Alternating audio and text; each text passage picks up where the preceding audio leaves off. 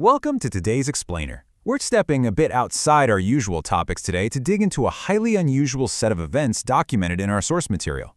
We're going to objectively examine this incredibly chilling sequence of unexplained medical and environmental anomalies that all went down on the third floor of an old civil hospital.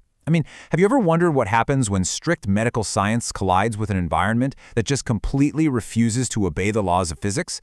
Let's clinically break down the timeline, the symptoms, and the environmental factors of this case to see if we can make any sense of what happens when medicine meets something entirely undocumented. So, what exactly happens in ward number 9 between 2 and 3 a.m.? That is the central question anchoring our explainer today. We're going to bypass the usual pleasantries and dive straight into the case files of ward number 9, a place where, for a very specific window of time, the normal rules of science simply stop applying. The primary environmental variable at play here is what's known as the devil's hour. The source defines this as the specific 60-minute window between 2 a.m. and 3 a.m., and during this exact time frame, the atmosphere in the hospital noticeably shifts. The source notes that for the staff on duty, the very air actually begins to feel different, and casual laughter just organically fades into this heavy, heavy silence. There's this ominous rumor surrounding Ward 9. It goes like this: if a patient is admitted to the ICU during this specific hour, they simply do not survive until morning.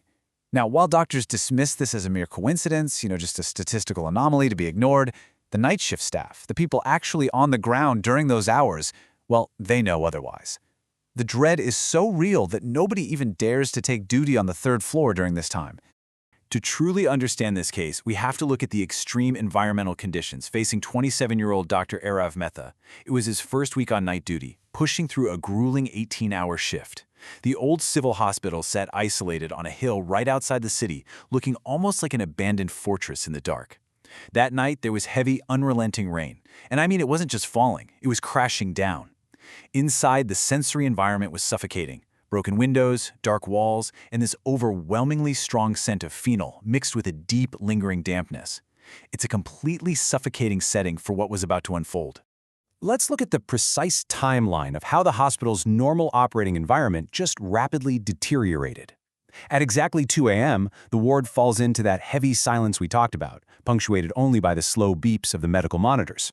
Dr. Arav is relying on cold tea to stay awake, pretty much a staple of any medical residency, right? While his intern dozes nearby. Then, exactly at 2:17 a.m., the anomalies begin. A screeching sound of grinding metal echoes from the corridor, sounding like an old elevator violently getting stuck.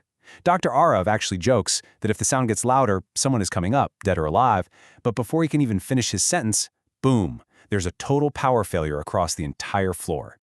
The visual shift in the ward is immediate and, frankly, incredibly eerie. With the main power gone, the emergency backup lights kick in. But they aren't your standard white lights. They are blinking red emergency lights. The source describes how this casts strange, unnatural shadows all across the walls of the ICU. Imagine being suddenly plunged into this dim, crimson-lit isolation, totally cut off from the rest of the world. It's a claustrophobic environment that perfectly sets the stage for what happens next. And then, they hear the sound of slow, dragging footsteps coming down the corridor in the dark. A shadow stops right at their door.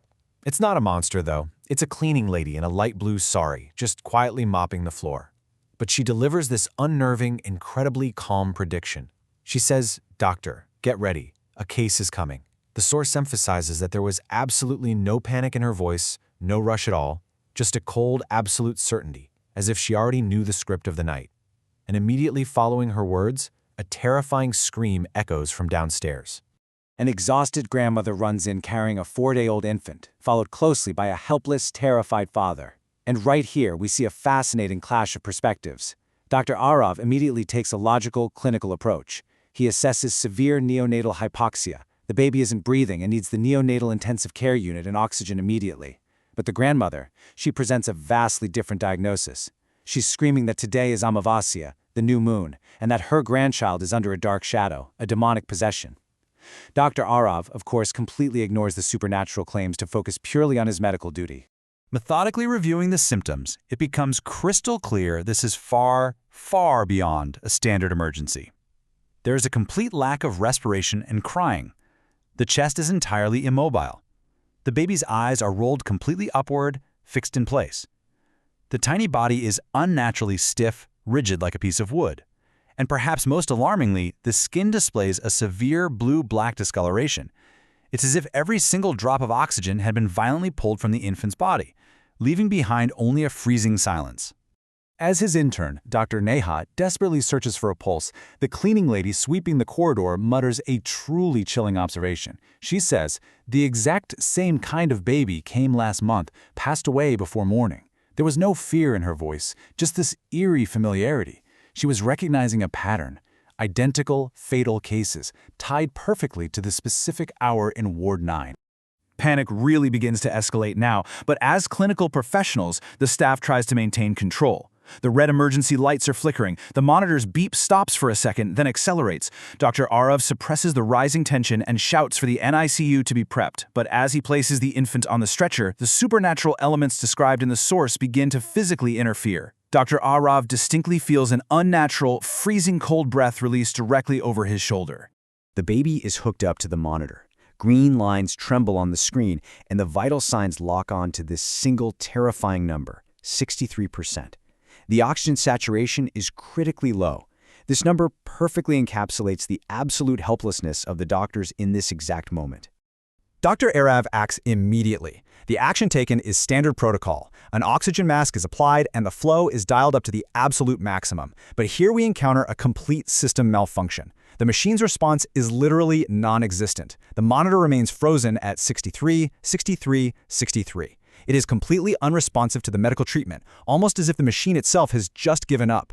Dr. Neha's voice is trembling at this point as she asks why there is no response.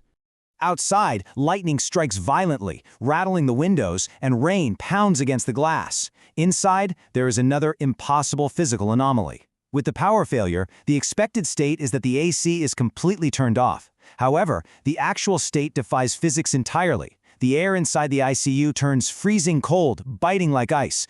It's got to be the only time a hospital's AC has ever been more effective after losing power. Dr. Arav tries giving chest compressions, yelling for the baby to breathe, but the infant just remains unnaturally rigid. Driven by sheer desperation and his medical training, Dr. Arav decides he needs more data.